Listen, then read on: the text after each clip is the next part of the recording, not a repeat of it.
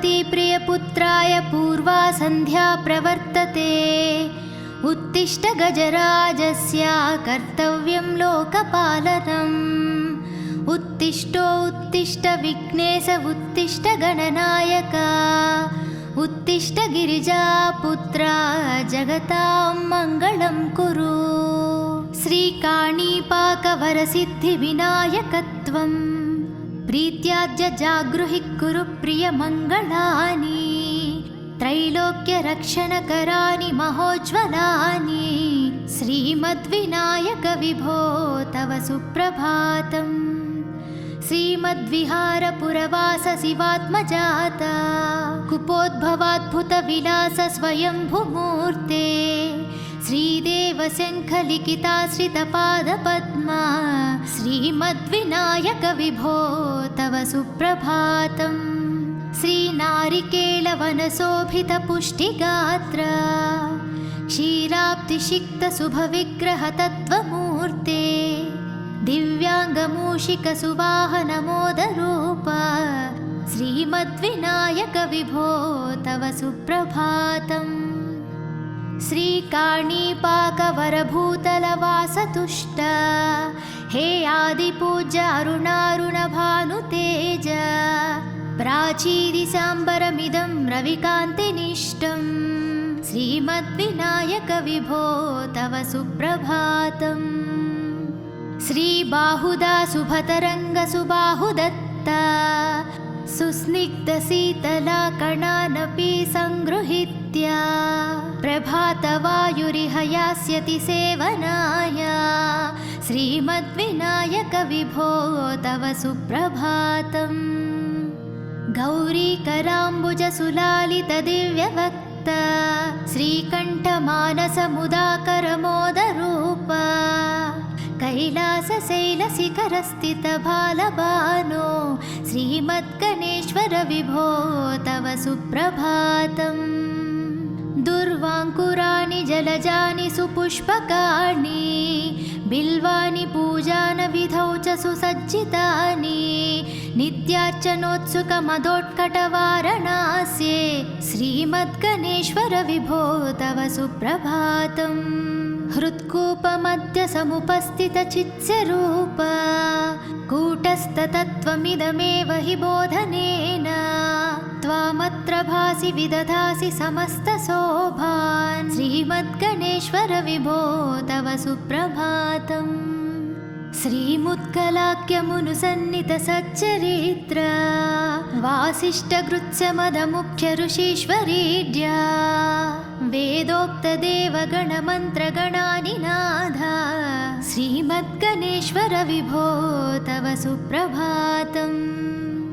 ऋग्वेदकीर्तितगणाधिपजैष्ठराजा त्वं ब्राह्मणस्पतिरतिप्रकटीकृतोऽसि। आधर्वशीर्षमनुमन्त्रितदिव्यमूर्ते श्रीमद्गणेश्वर विभो तव सुप्रभातम्। ब्रह्मादिदेव परिकीर्तितवेदपाठ त्वत्सूर्पकर्णकुहरौ प्रविशन्ति देवा। श्रुत्याधुनैव परिपालय धर्मसङ्घान् श्रीवल्लभेश भगवान् तव सुप्रभातम्। हेरम्बलम्बजठराद्भुतदिव्यगात्र प्रारम्भपूजनमिदं दयाय गृहीत्वा सर्वाशुभानि परिनाशय सर्वपुत्र श्रीवल्लभेश भगवान् तव सुप्रभातम्। भानुदयेन न हि दृश्यति चन्द्रबिम्बम् त्वत्फलदेशशशिरेव विभाति नित्यम्। सत्स्वरूप निगमागमसन्नुताङ्ग्रे श्रीवल्लभेश भगवान् तव सुप्रभातम्। कालाग्निरुद्रसुतकालनियामकत्वं कालानुकूलफलदोषि कलामयोऽसि। कल्याणकारककलाधरशेखरोऽसि श्रीवल्लभेश भगवान् तव सुप्रभातम्। उग्रस्वरूप रिपुनाशक उग्रपुत्र सौम्योऽसि सोमविनुतोऽसि प्रशान्तरूप सर्वेश सर्वफलकारक सर्वमूर्ते श्रीवल्लभेश भगवान् तव सुप्रभातम्। दारिद्र्यदुःखभयभञ्जन दक्ष स्वामिन् तारुण्यविग्रहधनाधिफलप्रदायिन् लावण्यमञ्जुलकलानि त्वरञ्जितास्य हे विघ्ननाथ भगवान् तव सुप्रभातम्। गम्भीरतुष्टगणराजगकारपूजा गान्धर्वगानपरिवर्तितनादमूर्ते गाङ्गेयगण्यगणिताधिककलास्वरूप श्रीमद्विनायक विभो तव सुप्रभातम्। मूलादिचक्रनिलयाच्युतयोगमूर्ते त्वमादिदेवमनुचिन्त्य तरन्ति भक्ताः रागादिदोषपरिहारक वेदवेद्या हे विघ्ननाथ भगवान् तव सुप्रभातम्। लक्षादिशक्तियुत शक्तिगणेश्वरोऽसि दिव्याक्षरोऽसि शुभमन्त्रविराजितोऽसि तन्त्राधिभिरुत्ननतेष्टदवल्लभेश हे विघ्ननाथ भगवान् तव सुप्रभातम्। नागोपवीतधरनाद विनोदचित्ता नागास्य नासितमहाज्ञनतानुरक्ता आनन्दतुन्दिलतनो बहिरान्तरास्ता हे विघ्ननाथ भगवान् तव सुप्रभातम्। भद्रे भवृक्त नवभद्रदा भद्रतेज रुद्रप्रियात्मज मदद्रवशक्तियुक्ता अद्रिसजा मधुरवत्सलता निधाना हे विघ्ननाथ भगवान् तव सुप्रभातम्। सर्वार्थसिद्धिफलदायका बुद्धिदायिन् विघ्नाद्रिवज्रपरिपूज्य चतुर्थिकाले भद्रं पदं दिशसि भक्तगणनार्धितोऽसि हे विघ्ननाथ भगवान् तव सुप्रभातम्। बालादिभव्यबहुरूपधरोऽसि देव चिन्तामणिस्त्वमसि सर्वः फलप्रदोऽसि त्वन्नाम दिव्यमणिरस्ति जगत्तिताय हे विघ्ननाथ भगवान् तव सुप्रभातम्। हे काणिपाकगणराट् तव सुप्रभातम्। ये मानवान् प्रतिदिनं प्रपठन्ति भक्त्या तानेकविसन्ति कुलान् परिपालय त्वम् इदन्ति वदन्ति विबोधः करुणार्धचित्ता।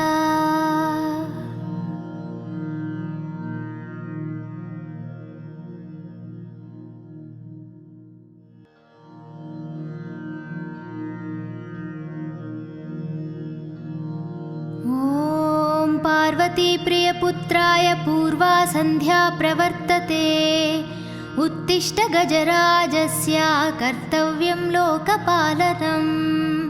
उत्तिष्ठो उत्तिष्ठ विघ्नेश उत्तिष्ठ गणनायक उत्तिष्ठ गिरिजापुत्रा जगतां मङ्गलं कुरु।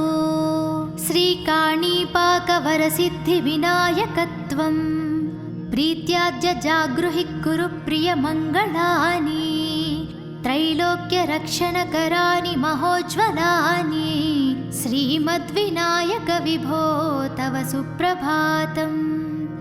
श्रीमद्विहारपुरवास शिवात्मजाता कुपोद्भवाद्भुतविलास स्वयंभुमूर्ते श्रीदेवशङ्खलिखिताश्रितपादपद्मा श्रीमद्विनायक विभो तव सुप्रभातम्। श्रीनारिकेलवनशोभितपुष्टिगात्र क्षीराब्धिषिक्तशुभविग्रहतत्त्वमूर्ते दिव्याङ्गमूषिकसुवाहनमोदरूप श्रीमद्विनायक विभो तव सुप्रभातम्। श्रीकाणीपाकवरभूतलवासतुष्ट हे आदिपूज्य अरुणारुणभानुतेज प्राचीदिसाम्बरमिदं रविकान्तिनिष्टं श्रीमद्विनायक विभो तव सुप्रभातम्। श्रीबाहुदा सुभतरङ्गसुबाहुदत्ता सुस्निग्धशीतलाकणानपि सङ्गृहीत्य प्रभातवायुरिह यास्यति सेवनाय श्रीमद्विनायकविभो तव सुप्रभातम्। गौरीकराम्बुजसुलालितदिव्यवक्ता श्रीकण्ठमानसमुदाकरमोदरूपा कैलासशैलशिखरस्थितबालबानो श्रीमद्गणेश्वर विभो तव सुप्रभातम्। दुर्वाङ्कुराणि जलजानि सुपुष्पकाणि बिल्वानि पूजानविधौ च सुसज्जितानि नित्यार्चनोत्सुकमदोत्कटवारणास्ये श्रीमद्गणेश्वर विभो तव सुप्रभातम्। हृत्कूपमध्य समुपस्थितचित्स्वरूप कूटस्थतत्त्वमिदमेव हि बोधनेन त्वामत्र भासि विदधासि समस्तशोभान् श्रीमद्गणेश्वर विभो तव सुप्रभातम्। श्रीमुत्कलाख्यमुनुसन्नितसच्चरित्र वासिष्ठगृत्स्यमदमुख्य ऋषीश्वरीड्या वेदोक्तदेवगणमन्त्रगणानिनाद श्रीमद्गणेश्वर विभो तव सुप्रभातम्। ऋग्वेदकीर्तितगणाधिपजैष्ठराजा त्वं ब्राह्मणस्पतिरतिप्रकटीकृतोऽसि आधर्वशीर्षमनुमन्त्रितदिव्यमूर्ते श्रीमद्गणेश्वर विभो तव सुप्रभातम्। ब्रह्मादिदेव परिकीर्तितवेदपाठ त्वत्सूर्पकर्णकुहरौ प्रविशन्ति देवा श्रुत्याधुनैव परिपालय धर्मसङ्घान् श्रीवल्लभेश भगवान् तव सुप्रभातम्। हेरम्बलम्ब जठराद्भुतदिव्यगात्रा प्रारम्भपूजनमिदं दयाय गृहीत्वा सर्वाशुभानि परिनाशय सर्वपुत्रा श्रीवल्लभेश भगवान् तव सुप्रभातम्। भानुदयेन न हि दृश्यति चन्द्रबिम्बम् त्वत्फलदेशशशिरेव विभाति नित्यम् सत्स्वरूपनिगमागमसन्नुताङ्ग्रे श्रीवल्लभेश भगवान् तव सुप्रभातम्। कालाग्निरुद्रसुतकालनियामकत्वं कालानुकूलफलदोऽसि कलामयोऽसि कल्याणकारककलाधरशेखरोऽसि श्रीवल्लभेश भगवान् तव सुप्रभातम्। उग्रस्वरूप रिपुनाशक उग्रपुत्र सौम्योऽसि सोमविनुतोऽसि प्रशान्तरूप सर्वेश सर्वफलकारक सर्वमूर्ते श्रीवल्लभेश भगवान् तव सुप्रभातम्। दारिद्र्यदुःखभयभञ्जन दक्ष स्वामिन् तारुण्यविग्रहधनाधिफलप्रदायिन् लावण्यमञ्जुलकलानि त्वरञ्जितास्य हे विघ्ननाथ भगवान् तव सुप्रभातम्। गम्भीरतुष्टगणराजगकारपूजा गान्धर्वगानपरिवर्तितनादमूर्ते गाङ्गेयगण्यगणिताधिककलास्वरूप श्रीमद्विनायक विभो तव सुप्रभातम्। मूलादिचक्रनिलयाच्युतयोगमूर्ते त्वमादिदेवमनुचिन्त्य तरन्ति भक्ताः रागादिदोषपरिहारक वेदवेद्या हे विघ्ननाथ भगवान् तव सुप्रभातम्। लक्षादिशक्तियुतशक्तिगणेश्वरोऽसि दिव्याक्षरोऽसि शुभमन्त्रविराजितोऽसि तन्त्राधिभिरुत्ननतेष्टदवल्लभेश हे विघ्ननाथ भगवान् तव सुप्रभातम्। नागोपवीतधरनाद विनोदचित्ता नागास्य नासितमहाग्ननतानुरक्ता आनन्दतुन्दिलतनो बहिरान्तरास्ता हे विघ्ननाथ भगवान् तव सुप्रभातम्। भद्रे भवृक्त नवभद्रदा भद्रतेज रुद्रप्रियात्मज मदद्रवशक्तियुक्ता अद्रिसजा मधुरवत्सलता निधाना हे विघ्ननाथ भगवान् तव सुप्रभातम्। सर्वार्थसिद्धिफलदायका बुद्धिदायिन् विघ्नाद्रिवज्रपरिपूज्य चतुर्थीकाले भद्रं पदं दिशसि भक्तगणनार्थितोऽसि हे विघ्ननाथ भगवान् तव सुप्रभातम्। बालादिभव्यबहुरूपधरोऽसि देव चिन्तामणिस्त्वमसि सर्वः फलप्रदोऽसि त्वन्नाम दिव्यमणिरस्ति जगत्तिताय हे विघ्ननाथ भगवान् तव सुप्रभातम्। हे काणिपाकगणराट् तव सुप्रभातम्। ये मानवान् प्रतिदिनं प्रपठन्ति भक्त्या तानेकविसन्ति कुलान् परिपालय त्वम्। इदन्ति वदन्ति विबुधः करुणार्धचित्ता।